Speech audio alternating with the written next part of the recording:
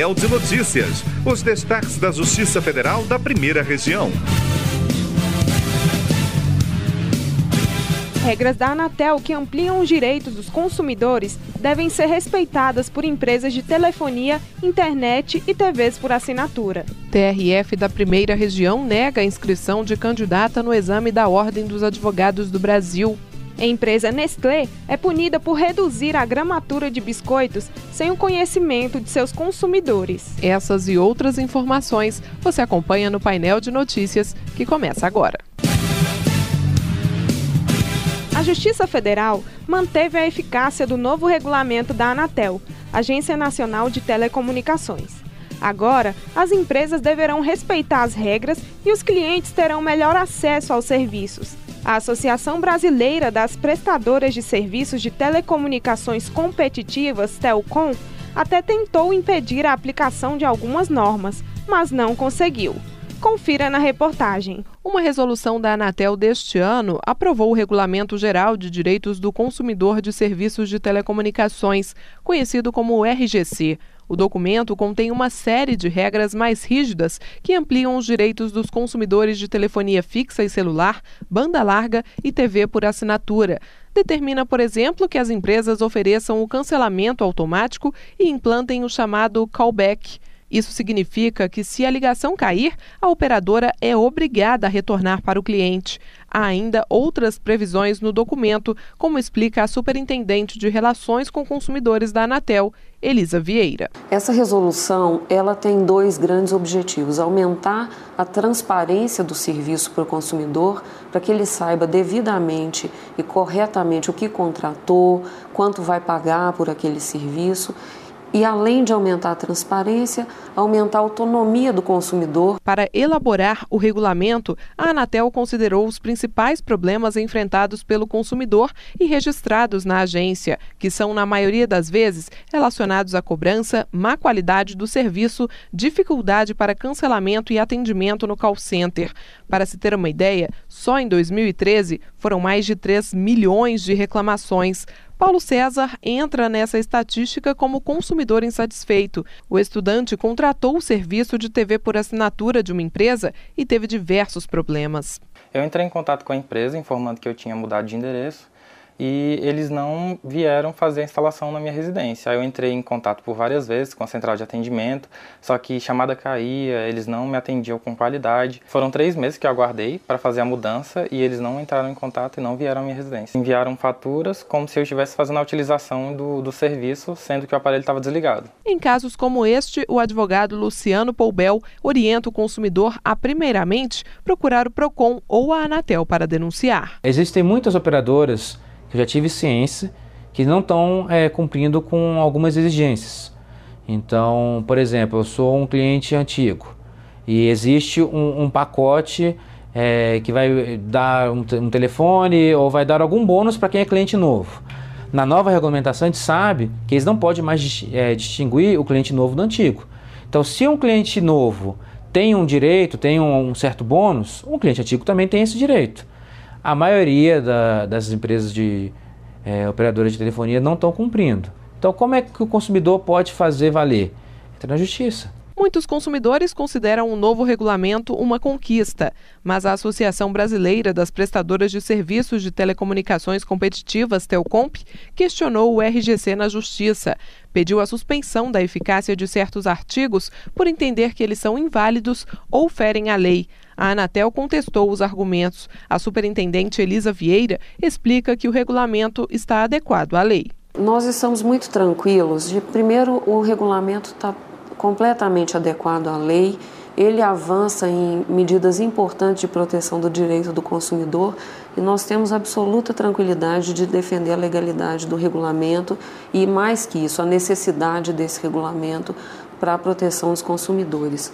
Quanto à questão da análise de impacto regulatório, é um argumento bastante técnico. Nós não precisávamos seguir a metodologia, o que não significa que não haja estudos muito bem embasados de qual é a motivação do regulamento. A 21ª Vara da Seção Judiciária do Distrito Federal deu razão à Anatel e decidiu manter a eficácia do regulamento da agência. Por meio de nota, a Telcomp informou que há obrigações previstas no documento que violam direitos ou não atendem interesses dos consumidores, criam despesas desproporcionais aos benefícios, estipulam prazos de implantação que não podem ser cumpridos e estão em desacordo com a legislação. Do Tribunal Regional Federal da Primeira Região em Brasília, Daniela Garcia. A 7ª turma do TRF da Primeira Região negou a inscrição de uma candidata no concurso da OAB, Ordem dos Advogados do Brasil. Ela foi acusada de participação em esquema fraudulento. De acordo com os autos do processo, a candidata não realizou a prova prática do exame.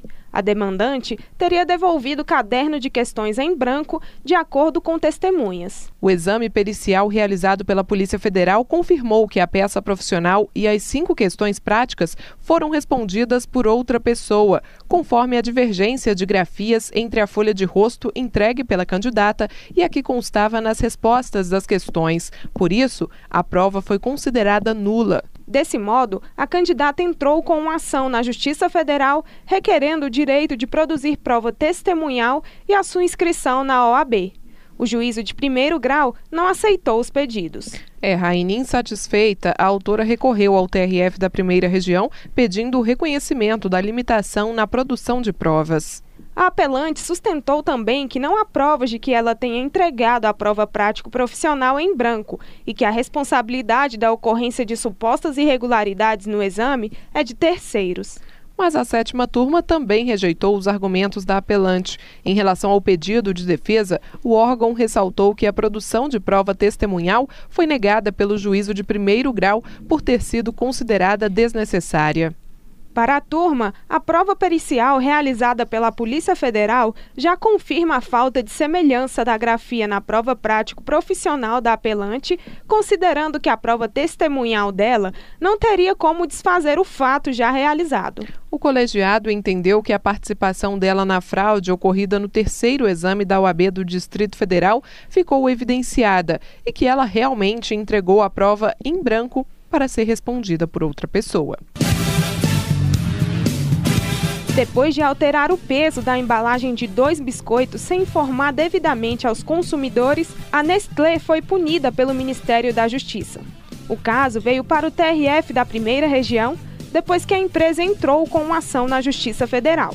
Acompanhe o desfecho na reportagem. Nos supermercados é comum ver consumidores que simplesmente pegam os produtos e colocam direto no carrinho de compras, sem observar atentamente as informações da embalagem.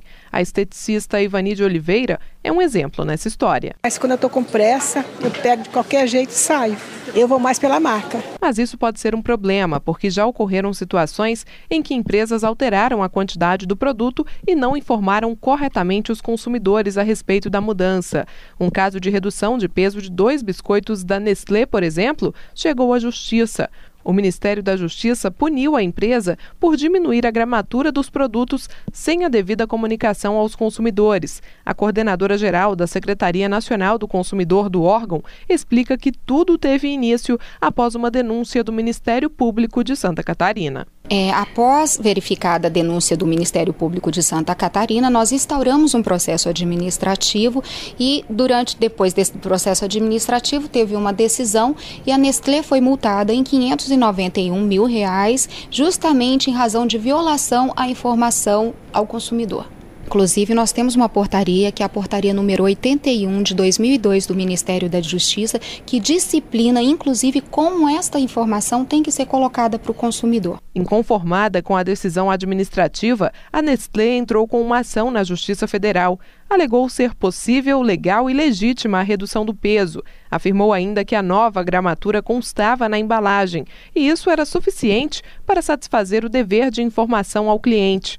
Os argumentos foram aceitos pela 22ª Vara do Distrito Federal, mas no TRF da Primeira Região o entendimento foi outro. A 5ª turma deu razão à União. O juiz federal Davi Pardo, que integrou o colegiado, destacou que o Código de Defesa do Consumidor exige uma comunicação ostensiva em casos como este. Se um produto já tem indicação do seu peso, enfim, da sua quantidade, e você reduz esse peso e essa quantidade e a forma de comunicar é a mesma, ou seja, com algum tipo de identificação na embalagem, que não altera nem o tamanho, nem a cor, você não está fazendo comunicação ostensiva dessa alteração, que é importante que seja comunicada dessa maneira, de maneira diferenciada. Então, se poderia fazer campanha de esclarecimento, se poderia dizer que, inclusive, com a redução do tamanho, a redução do preço, se poderia ter pessoas nos mercados esclarecendo, como se costuma ver normalmente no supermercado, banners, cartazes. São várias formas diferenciadas que dariam essa natureza de ostensividade à comunicação dessa alteração. Por meio de nota, a Nestlé informou que apresentou todos os argumentos comprovando que não houve má-fé ou irregularidade na comunicação, nem qualquer infração ao Código de Defesa do Consumidor. Afirmou também que a informação constava em destaque na embalagem dos biscoitos. A Nestlé também informou que vai recorrer da decisão. Do Tribunal Regional Federal da Primeira Região em Brasília, Daniela Garcia. O painel de notícias fica por aqui. Locução Daniela Garcia e Raine Ravani. Operação de áudio Ricardo Dornelles. Supervisão editorial Vera Carpes. Coordenação geral Ivani Moraes. Um ótimo fim de semana e até o próximo programa. Você acabou de ouvir Painel de Notícias. Os destaques da Justiça Federal da Primeira Região.